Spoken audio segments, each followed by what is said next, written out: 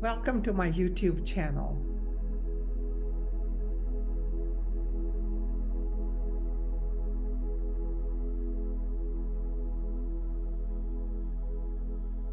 There are times when we do things and we don't understand why we had a certain reaction, or we were feeling one way, but we acted just the opposite of how we really felt.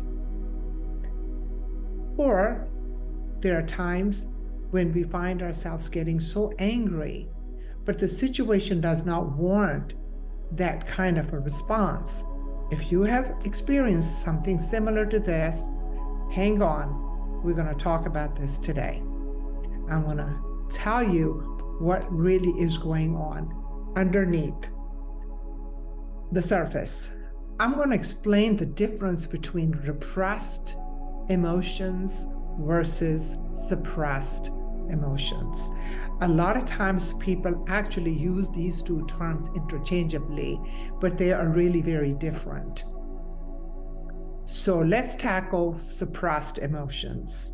These are emotions that you are aware of. These are feelings that you are aware of, but you don't act on them because the outcome may not be what you're looking for. Or let's just say that you're very hungry and you are in a meeting and you certainly cannot eat in that meeting, so you suppress the need to eat. You suppress the feeling of being hungry, and so you wait till after the meeting and then you get something to eat. Or you are in a gathering and your partner or your spouse does something that really upsets you, but you know that you're upset, you're angry, or you're hurt, but you're not going to act on those feelings because you know that it would not look good. And therefore you suppress it, and when there's an appropriate time, you talk about it. And those are suppressed emotions that we know are there. Repressed emotions are just the opposite. Repressed emotions are when we are totally unaware that we have these emotions.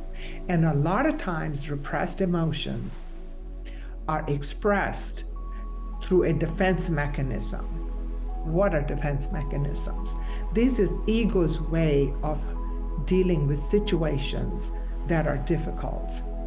And it relies on the defense mechanisms that it has accrued over time, such as regression, projection, displacement, intellectualization, rationalization, denial, a very big one. And a lot of times we see this defense mechanism being used with people that have addiction issues. But let's go back to the repressed emotions. So repressed emotions are some emotions that we're not aware of, or they're right under the surface. So let's just say that someone upset you, but it was really not that big a deal. You were upset, you didn't like it, but your reaction was huge. It was bigger than the situation warranted. And most likely, those were repressed emotions that were coming out. You can also say an emotional trigger. Something happened in the present moment, and it triggered something within you. Something would be the feeling, of course. And what happens is that you actually respond from a place that you don't even know where it's coming from. And those are repressed emotions. Things that we have kind of put away. We didn't want to deal with it, like it never happened. And therefore we have these feelings that we don't want to acknowledge, and we repress them. So some of the times we find ourselves in situations that are very overwhelming, but it could be very possible that the situation itself is not overwhelming, but we find it to be very overwhelming. And most likely, there are repressed emotions that are lurking right there somewhere and get triggered.